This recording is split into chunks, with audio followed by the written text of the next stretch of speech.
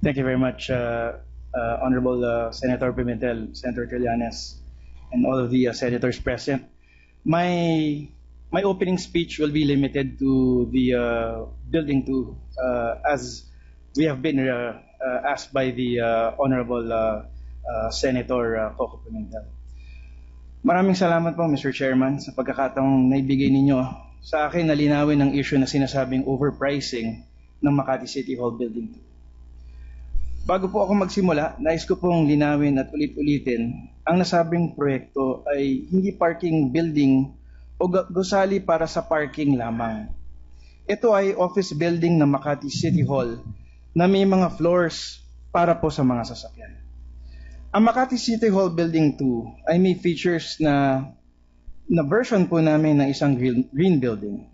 Meron itong landscape na roof deck, atrium sa 7th floor, may LED lighting, glass walls at panels. Meron din itong granite flooring, centralized air conditioning, dalawang elevators, mga conference room at mini function hall sa iba't ibang palapag, mga iba pang mga facilities at iba pang mga modern amenities na makikita sa isang modernong office building. Kumpleto po ang mga lamesa, silya, mga computers at ibang gamit pang opisina. Lahat po yan ay kasama sa overall cost ng Building 2. Para naman po tiyakin ang tibay nito dahil nakatayo ito sa malumbot na lupa at may mga floors para sa parking. Ginamit ng board piles and steel sheet piling ang pundasyon po ng Building 2. Yan po ang Makati City Hall Building 2. Hindi po parking building, kundi isang office building. Para sa amin, hindi pwede, ang pwede lang. Ang ginawa po namin ay isang world-class building na pinakikinabangan ng mga taong gagamit nito, mga empleyado namin at ang libo-libong residente at kliyente ng Makati. Gusto namin ipakita na kaya ng Makati na maging globally competitive. Ang aligasyon ng mga nag-aakusa sa amin ay overpriced ang Building 2. Ang basehan nila ay datos mula sa National Statistics Office o NSO. Sinasabi din nila na dapat ang construction cost ay 7,000 pesos per square meter. Hindi po namin alam kung saan nila kinuha ang mga figures na ito. Hindi rin namin alam kung saang building sila nagkumpara dahil ayon mismo sa mga desisyon ng Korte Suprema at guidelines ng COA para patunayan ang overpricing, dapat magkahambing ng magkaparehong bagay. Mr. Chairman, the NSO is not the final arbiter on overpricing. This has been established by jurisprudence. To prove overpricing, an actual canvas of similar items is needed. This way, the ruling of the Supreme Court in Ariola versus COA and National Mental Health Center versus COA. This is also very clear in the guidelines of COA. The 7,000 pesos per square meter construction cost they cited is an approximate cost of a low-cost housing, not an office building. It will also be inaccurate and erroneous to compare private buildings in Makati with the City Hall building or with other private buildings in the Central Business District, simply because building cost is determined, among others, by the type of building, the features of the building, and the type of soil on which the building is to be constructed. Mr. Chairman, mismong ang NSO sa kanilang report na pinagbasihan ng reklamo laban sa amin ay nagsabi na may limitasyon ang kanilang datos. Sabi po nila na hindi kasama sa report nila ang actual na cost ng construction ng mga building. Ang report nila ay base lamang sa mga application para sa building permits. Kung paniniwalaan po natin ang sinasabi ng aming mga katunggali na datos mula sa NSO, ang basehan para sa overpricing, baka lahat ng gusaling itinayo ng national government at local government ay hindi matatawag na overpriced. Hindi naman po siguro tama na sabihin nating overpriced ang bawat isang building na pinagawa ng gobyerno. Pero yan po ang mangyayari kung paniniwalaan natin ang sinasabi po nila. Kaya nga po, sumasang-ayon kami sa pahayag ng ating Senate President Franklin Drilon na maling paghambingin ang Building 2 at ang Iloilo Convention Center. Sumasang-ayon kami na ito ay tinatawag na apples to oranges na paghahambing. Ang Iloilo Convention Center ay isang world-class convention center. Ang City Hall Building 2 ay isang green office building. Pero yan po ang magiging resulta kung gagamitin natin ang datos ng NSO. The NSO data gives a general computation of non-residential construction without differentiation. It is comparing apples and oranges. We pointed this out to show the unreliability of using these statistics to allege overpricing. Mr. Chairman, in January, our political opponents wrote the Makati resident auditor regarding their allegation of overpricing. The chair of COA and the ombudsman were furnished copies of the letter. And in response, the office of the COA chair and the ombudsman directed the Makati auditor to immediately conduct an audit. The audit was conducted by technical audit specialists of the commission. Hindi po ito may isang ginawa ng isang tao. Ang investigasyon ay ginawa ng mga technical audit specialists ng COA na nag-imbestiga at nagrepaso sa lahat ng mga dokumento na may kinalaman sa Building 2. The findings of the COA are contained in a memorandum dated February 17, 2014. Allow me, Mr. Chairman, to quote the COA report. Regarding the use of data from NSO as basis for the complaint, the COA investigation report said the statistical data from NSO was derived from the copy of approved building permits being issued by building officials. Inquiry from the building officials disclosed that the building permits were based on the approved building standards and documentary requirements without evaluation of the construction costs. The report also emphasized that construction cost of buildings varies depending on design and type of building. High-rise building with unstable soil conditions will entail a more rigid and complicated base structural preparations and requires higher quantity and quality of materials to be used. Structures with parking areas require different design as compared to common regular buildings, which is subject to heavier and moving loads. In addition, the building is designed to withstand earthquake with certain level of intensity. Ito po ang sinasabi namin, Mr. Chairman, na magkakaiba ang bawat building at mali na ipaghambing ang magkakaibang building. The technical audit specialists from the COA also reviewed the contract price for each phase of the project. The technical audit specialists found the contract price for all phases as reasonable. The COA specialists also conducted a review of previous audit reports on Makati. The review, and I quote the report, did not disclose any adverse finding on the project in the annual audit reports from 2008 to 2010 in the files of audit observation memoranda and notices of suspension and disallowance. Thus, it could be construed that payments were allowed in audit. Inuulit ko po, Mr. Chairman, mula nang magsimula ang proyekto hanggang sa matapos ito, walang nakitang irregularidad ang COA na siyang nagbabantay at nagsasagawa ng audit sa bawat hakbang at aspeto ng nasasabing proyekto at sa bawat proyekto ng mga ahensya ng lokal at ng national government. Mr. Chairman, nalulungkot po kami na sa simula pa lamang pinalalabas na ng aming mga katunggali na ayaw nilang paniwalaan ang report ng COA na wala pong overpricing. Para bang kapag kalaban sa politika ang inireklamo at sinabi ng COA na walang overpricing o wala silang makitang irregularidad, hindi dapat paniwalaan. O kaya ay nagpabaya o baka nasuhulan ang COA. Hindi naman siguro yan makatarungan sa mga taga-COA na nagsasagawa ng investigasyon at pag-aaral sa Building 2. At hindi rin po yan makatarungan para sa mga lingkod bayan ng Makati na nadudungisan ng pangalan.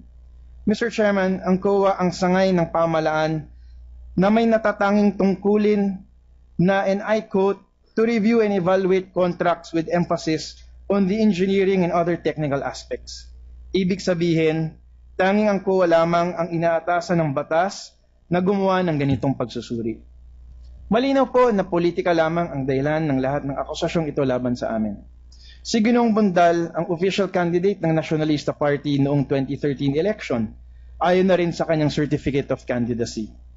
Ang running mate naman niya na si Kid Peña ay official candidate ng Liberal Party, ayon rin sa kanyang certificate of candidacy. Alyansa po ng NP at LP ang lumaban sa amin noong 2010 at 2013 election. Klarong-klaro po na hindi nila isinama sa kanilang reklamo ang kanilang mga kapartido na authors ng appropriation ordinance na naglalaan ng pondo sa nasabing proyekto. At mukhang nakaligtaan po nila na hindi isama bilang ebidensya ang kopya ng ordinansa kung saan nakalagay ang mga pangalan ng kanilang mga kapartido bilang authors ng nasabing ordinansa. Sa ordinansang ito, hindi po presiding officer ang isa nilang kakampi o hindi isang author din at kasama pa ang iba po nilang kaalyado. Sana naman po, Mr. Chairman, walang layon silang ilihis ang atensyon ng ombudsman sa kanilang mga kapartido. Ngayon pa lang ay malakas po ang usap-usapan na ang binabalak ay ipasuspende ako at ang lahat ng miyembro ng City Council. Kapag ka nagtagumpay sila, mauupo bilang mayor ang kaalyado nilang vice mayor at pupunuin nila ang City Council ng kanilang mga kaalyado. Mr. Chairman, may mga nabanggit din na iba pang mga aligasyon laban sa aking ama at sa aking pamilya na karamihan ay makikita sa social media. Ito pong mga aligasyong ito ay laging ibinabato sa amin tuwing may eleksyon sa Makati. Pero hanggang ngayon, walang maipakitang konkretong ebidensya dahil pawang walang katotohanan. Yun naman pong sinasabing mga maraming kaso ang aking ama ay hindi po totoo dahil wala pong kaso ang aking ama sa Sandigang Bayan. Ang iisang kaso laban sa kanya ay na-dismiss noong 2006 dahil sabi mismo ng korte walang basehan sa katotohanan ng mga reklamo sa kanya. Ang nakakalungkot lang, Mr. Chairman, yun namang mga reklamo laban sa aking ina na na-dismiss na ng ombudsman with finality ay binubuhay muli kahit na malinaw ang mga paglabag sa kanyang constitutional rights at sa mga alituntunin ng batas. Bago po ako magtapos, Mr. Chairman, sinabi na maaari sanang ginamit ang di umano'y labis na ginastos sa nasabing building para sa pagpapatayo ng 3,000 classrooms. Ang trabaho po ng Makati government ay magpatayo ng classrooms sa Makati at tinitiyak ko po na kami ay hindi nagkukulang dito. Gusto ko pong ipagmalaki sa inyo na sa Makati, hindi po kami kailanman nagkulang sa mga classrooms, workbooks, notebooks, computers, at iba pang mga gamit at pasilidad para sa aming mga mag-aaral. Patuloy din naming pinaguhusay ang aming mga programang pangkalusugan para sa lahat na bahagi naman ng aming Yellow Card program. Gayon din po ang aming mga programa para sa senior citizens at sa mga naghihikahos na may kailangan ng kalinga sa ating pamahalaan. Sa katunayan, marami sa aming mga programa ang umani ng parangal mula sa national at global organizations tulad ng World Health Organization at ng Department of Health. At kailanman, Mr. Chairman, kamailan lamang, Mr. Chairman, kinilala ang Makati bilang most competitive city sa Pilipinas. Ang pagkilala ay ginawad ng National Competitiveness Council na binubuo ng Department of Trade and Industry at ng private sector. Ito ay proyektong sinusuportahan din po ng USAID.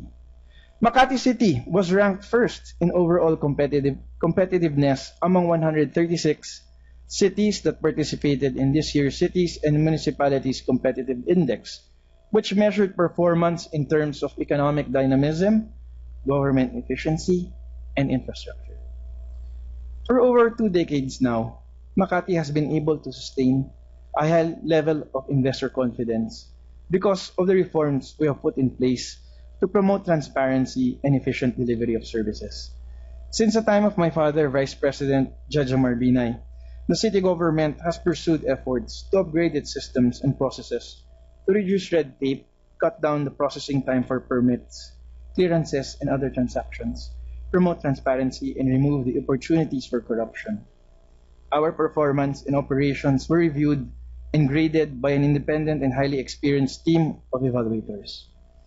And this makes our award very significant, considering all the baseless allegations being made against us. Itutuloy po namin ang aming trabaho. Hindi namin hayang maapektuhan kami sa aming hangad na maglingkod sa syudad at mamamayan ng Makati. Despite all these allegations, Mr. Chairman, we, in the City Government of Makati, will remain committed to serve our constituents with transparency, honesty, integrity, efficiency, and compassion. Thank you. Maraming salamat po, Mr. Chair. Thank you, Mayor Binay. Are you ready to answer questions directed at you? Yes, Mr. Chair. Mr. Chair. Senator Cayetano? Mr. Chair, may I just reserve time to ask questions to the Honorable Mayor, but after the other guests, so that we do not consume the time. Thank you, Mr. Chair. Yes, thank you. Okay, but the floor is still with Senator Trillanes. Proceed, Senator Trillanes. Thank you very much, Mr. Chairman. At least narinig po natin yung posisyon ni Mayor Binay. Ang sinasabi naman po dito ni Attorney Bondal ay hindi naman yung aligasyon ay hindi sinasabing wala kayong ginagawa sa Makati, kung magkano ang kinikita ninyo dito sa mga ginagawa ninyo sa Makati. So anyway, ito pong NSO na sinasabi nyo ay hindi po yan ang ginamit. Nakita nyo yung kaninang presentasyon, so baliwala po yung depensa na yon. Nakikinabangan ng mga taong gagamit nito, mga empleyado namin at ang libo-libong residente at kliyente ng Makati. Gusto namin ipakita na kaya ng Makati na maging globally competitive. Ang aligasyon ng mga nag-aakusa sa amin ay overpriced ang Building 2. Ang basehan nila ay datos mula sa National Statistics Office o NSO.